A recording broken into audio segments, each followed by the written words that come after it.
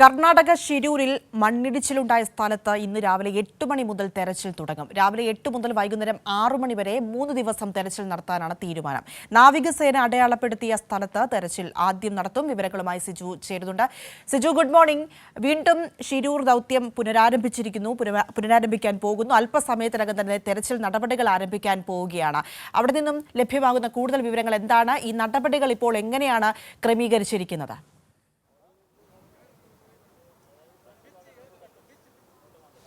8 മണിയോടുകൂടിയാണ് തെരച്ചിൽ ആരംഭിക്കുന്നത്. അതിനുള്ള തയ്യാറെടുപ്പുകളാണ് ഇപ്പോൾ നടന്നുകൊണ്ടിരിക്കുന്നത്. ഇന്നലെ വൈകുന്നേരം 6 മണിയോടുകൂടിയാണ് ഡ്രഡ്ജർ ഈ അപകടം നടന്ന സ്ഥലത്തേക്ക് എത്തിച്ചത്. ഇപ്പോൾ ഈ നാവികസേന അടയാളപ്പെടുത്തിയ സ്ഥലത്തിന്റെ തൊട്ട് താഴെയായി 15 മീറ്റർ താഴെയായാണ് ഡ്രഡ്ജർ ഇപ്പോൾ നിലയുറപ്പിച്ചിരിക്കുന്നത്. കുറച്ചുകൂടി മുന്നോട്ട് വെച്ചതിന് ശേഷം അവിടെ പരിശോധന നടത്താനാണ് തീരുമാനം. ഇപ്പോൾ പരിശോധനയ്ക്കുള്ള ഒരുക്കങ്ങളെല്ലാം തന്നെ പൂർത്തിയാകുന്നു. ഒരു മണ്ണുമാന്തി യന്ത്രമുണ്ട്, അതോടൊപ്പം തന്നെ മറ്റ് സംവിധാനങ്ങൾ ഇതിലുണ്ട്. അതോടൊപ്പം വളരെ പ്രധാനപ്പെട്ട കാര്യം, ഈശ്വർ മാൽപേ ഇന്ന് പരിശോധനയുടെ ഭാഗമാകുന്നു എന്നുള്ളതാണ്. ഈശ്വർ മാൽപേ ഇന്നലെ തന്നെ ഈ ഡ്രഡ്ജർ ഉപയോഗിച്ചുകൊണ്ടുള്ള പരിശോധനയ്ക്ക് മുമ്പായി വെള്ളം നല്ല തെളിഞ്ഞ വെള്ളമായതിനാൽ, ജലനിരപ്പ് കുറഞ്ഞതിനാൽ അതിനു മുമ്പ് ഒന്ന് മുങ്ങി പരിശോധന നടത്താൻ അനുമതി നൽകണമെന്ന് ആവശ്യപ്പെട്ടിരുന്നു. എന്നാൽ ഇന്നലെ അനുമതി ലഭിക്കാത്തൊരു സാഹചര്യമുണ്ടായി. ഇന്ന് വീണ്ടും ജില്ലാ കളക്ടറുമായി ബന്ധപ്പെട്ട് അനുമതി തേടിക്കൊണ്ടിരിക്കുകയാണ്. അനുമതി ലഭിച്ചാൽ ഉടൻ തന്നെ ഈ സ്ഥലത്ത് മുങ്ങി പരിശോധന നടത്താനാണ് തീരുമാനം. അതിനുശേഷം ഡ്രഡ്ജർ ഉപയോഗിച്ച് ഇവിടെ പരിശോധന നടത്തുമെന്നാണ് മനസ്സിലാക്കുന്നത്. ഇന്നലെ പ്രാഥമികമായി നടത്തിയ പരിശോധനയിൽ ഈ മണ്ണും കല്ലും മരങ്ങളുമെല്ലാം തന്നെ വലിയ തോതിൽ ഇവിടെ അടിഞ്ഞുകൂടിയതായാണ് കാണുന്നത്. അത് എല്ലാം തന്നെ നീക്കം ചെയ്യേണ്ടതുണ്ട്. പ്രധാനമായും നാവികസേന അടയാളപ്പെടുത്തിയ സ്ഥലത്ത് പരിശോധന നടത്താനാണ് തീരുമാനം. കഴിഞ്ഞ ദിവസങ്ങളിലെല്ലാം തന്നെ ഈ ഡ്രഡ്ജറിന്റെ ഒരു മൂവ്മെന്റ് ആയിരുന്നു ഉണ്ടായിരുന്നത്. ഇപ്പോൾ കൃത്യമായി ഇവിടെ ഈ സ്ഥലത്ത് ഇന്നലെ വൈകുന്നേരം 6 മണിയോടുകൂടി എത്തിയതിനു ശേഷം ഇന്നാണ് ശരിക്കും പരിശോധന തുടങ്ങുന്നത്. എല്ലാ ദിവസവും രാവിലെ 8 മണി മുതൽ 6 മണി വരെ പരിശോധന നടത്താനാണ് തീരുമാനിച്ചിരിക്കുന്നത്. 3 ദിവസമാണ് പരിശോധനയുള്ളത്. കരാർ ഈ ഡ്രഡ്ജിംഗ് കമ്പനിയുമായി 3 ദിവസത്തെ കരാറാണുള്ളത്.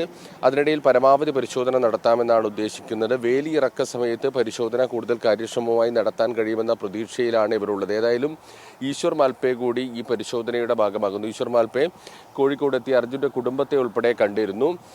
അപ്പോൾ നൽകിയ ഒരു ഉറപ്പ് പാലിക്കുന്നതിന് വേണ്ടിയാണ് അർജുൻ, അതോടൊപ്പം തന്നെ ജഗന്നാഥൻ, ലോകേഷ് എന്നിവരുടെ കുടുംബത്തിന് നൽകിയ ഉറപ്പ് പാലിക്കുന്നതിന് വേണ്ടിയാണ് താൻ ഈ ദൗത്യത്തിന്റെ ഭാഗമാകുന്നത് എന്നാണ് ഈശ്വർ മാൽപേ കഴിഞ്ഞ ദിവസം കൈരളി ന്യൂസിനോട് സംസാരിച്ചപ്പോൾ പറഞ്ഞത്. എന്നാൽ കൃത്യമായി അനുമതി ലഭിച്ചിട്ടില്ല. അനുമതി ലഭിച്ചാൽ ഉടൻ പുഴയിൽ മുങ്ങി പരിശോധന നടത്താനുള്ള ശ്രമത്തിലാണ് ഈശ്വർ മാൽപേ. അതിനുള്ള ഒരു തയ്യാറെടുപ്പാണ് ഇപ്പോൾ നടത്തിക്കൊണ്ടിരിക്കുന്നത്. ഏതായാലും ഡ്രഡ്ജിംഗ് ഇന്ന് 8 മണിയോടുകൂടി തന്നെ ആരംഭിക്കും. സിജു, ഇതുമായി ബന്ധപ്പെട്ട് കഴിഞ്ഞ ദിവസം കളക്ടർ പ്രതികരണം നടത്തിയിട്ടുണ്ടായിരുന്നു. ഈ ഒരു തെരച്ചിൽ അത് ഇപ്പോൾ അവസാനത്തെ ശ്രമമാണെന്നും പ്രതീക്ഷയോടെ മുൻപോട്ട് പോവുകയാണെന്നും കളക്ടർ സൂചിപ്പിക്കുകയുണ്ടായി. മാത്രമല്ല, കാലാവസ്ഥ അനുകൂലമായി ഇപ്പോൾ നിൽക്കുന്നത് വലിയൊരു ഘടകമായി തന്നെ ഉള്ള ഒരു സാഹചര്യം കൂടി ഉണ്ടല്ലോ.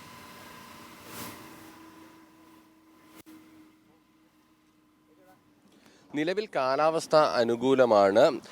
പുഴയിൽ ജലനിരപ്പ് കുറഞ്ഞിട്ടുണ്ട്. അതോടൊപ്പം തന്നെ പുഴയിൽ അടിയൊഴുക്ക് 3 നോട്ട്സിന് താഴെയായി കുറഞ്ഞിട്ടുണ്ട്. ആദ്യഘട്ടത്തിൽ ഈ അപകടം നടന്ന സമയത്ത് 7 നോട്ട്സിന് മുകളിലായിരുന്നു പുഴയിൽ ജലനിരപ്പ്. അതുകൊണ്ട് തന്നെ മുങ്ങി പരിശോധന നടത്തുമ്പോൾ അത്ര ഫലപ്രദമായിരുന്നില്ല. ഈശ്വർ മാൽപേ അടക്കമുള്ള ആളുകൾ മുങ്ങി പരിശോധന നടത്തിയിരുന്നു. നാവികസേനാംഗങ്ങൾ മുങ്ങി പരിശോധന നടത്തിയിരുന്നു. പക്ഷേ കൃത്യമായൊരു വിവരം ലഭ്യമായിരുന്നില്ല. കാരണം കലങ്ങിയ വെള്ളവും ഉയർന്ന ജലനിരപ്പും ഒഴുക്കിൻ്റെ ഉയർന്ന തോതും കാരണം ഈ പരിശോധന അന്ന് കൃത്യമായി സാധ്യമായിരുന്നില്ല. പക്ഷേ ഇന്ന് നമുക്ക് ദൃശ്യങ്ങളിൽ കാണാം ജലനിരപ്പ് വലിയ തോതിൽ കുറഞ്ഞിട്ടുണ്ട്. അന്ന് നമ്മൾ ഇവിടെ നിൽക്കുന്ന സമയത്ത് ഈ നിലയിൽ പുഴയുടെ മധ്യഭാഗത്ത് അടിഞ്ഞുകൂടിയ മണ്ണും മറ്റ് കാണുന്നുണ്ടായിരുന്നില്ല. ഇപ്പോൾ കൂടുതലായി അത് തെളിഞ്ഞു വന്നിട്ടുണ്ട്. പുഴയിലെ ഈ കലങ്ങിയ വെള്ളമെല്ലാം തന്നെ മാറി വെള്ളം തെളിഞ്ഞിട്ടുണ്ട്. അതുകൊണ്ട് തന്നെ ആ പരിശോധനയ്ക്ക് അങ്ങനെ ഒരു സാധ്യത കൂടി ഉണ്ട് എന്നുള്ളത് കൊണ്ടാണ് ഈശ്വർ മാൽപേയുടെ നേതൃത്വത്തിൽ കൂടി ഒരു മുങ്ങി പരിശോധനയ്ക്കുള്ള സാധ്യത പരിശോധിക്കുന്നത്. ഡ്രഡ്ജർ ഉപയോഗിച്ച് മണ്ണ് നീക്കം ചെയ്തു കഴിഞ്ഞാൽ പുഴയിലെ വെള്ളം കലങ്ങും. അതിനു മുമ്പായി ഒരു പരിശോധന നടത്താൻ അനുമതി നൽകണമെന്നാണ് ഈശ്വർ മാൽപേ ആവശ്യപ്പെട്ടത്. ഈ നിലവിലെ സാഹചര്യം ശിരൂരിലെ കാലാവസ്ഥ വളരെ അനുകൂലമാണ്.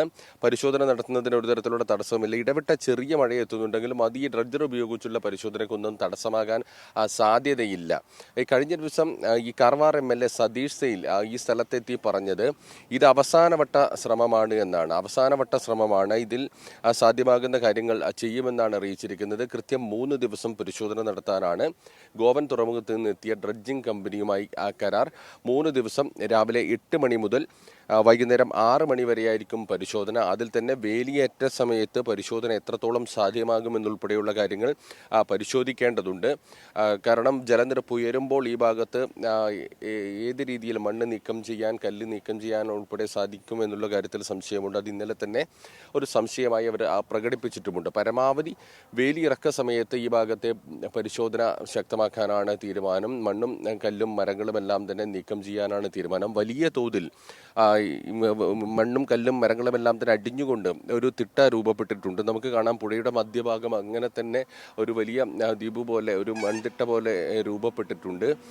40 അടിയിലധികം താഴ്ചയുള്ള പുഴയായിരുന്നു. ആ പുഴയുടെ മധ്യഭാഗമാണ് ഇങ്ങനെ നിറഞ്ഞു നിൽക്കുന്നത്. അതോടൊപ്പം തന്നെ ദേശീയപാതയോട് ചേർന്നുള്ള ഈ ഭാഗത്തും വലിയ തോതിൽ മണ്ണടിഞ്ഞിട്ടുണ്ട്. അതെല്ലാം തന്നെ നീക്കം ചെയ്യേണ്ടതുണ്ട്. പ്രധാനമായും ഈ മറ്റ് സ്ഥലങ്ങളിലെ മണ്ണ് നീക്കം ചെയ്യുന്നതിന് പകരം ഈ നാവികസേന അടയാളപ്പെടുത്തിയ സ്ഥലം നമുക്ക് കാണാൻ സാധിക്കും. അവിടെ പ്രത്യേകം സോണാർ പരിശോധന നടത്തി മെറ്റൽ സാന്നിധ്യം കണ്ടെത്തിയ സ്ഥലത്ത് കൃത്യമായി പരിശോധന നടത്താനാണ് തീരുമാനം. അവിടെ കൃത്യമായി അടയാളപ്പെടുത്തിയിട്ടുണ്ട്. ആ ഭാഗത്തേക്ക് ഡ്രഡ്ജർ എത്തിച്ചുകൊണ്ട് ആ ഭാഗം കേന്ദ്രീകരിച്ചുകൊണ്ടായിരിക്കും പ്രധാനമായും പരിശോധന. കൃത്യമായി അടയാളപ്പെടുത്തിയ ഭാഗത്തെ മണ്ണും കല്ലും മരങ്ങളും എല്ലാം തന്നെ നീക്കം ചെയ്യുക എന്നുള്ളതാണ് പ്രധാന ലക്ഷ്യം. ഏതായാലും വളരെ പ്രധാനപ്പെട്ട വിവരങ്ങൾ ഇന്ന് ലഭിക്കുമെന്ന ഒരു പ്രതീക്ഷയിൽ തന്നെയാണ് എല്ലാവരും ഉള്ളത്.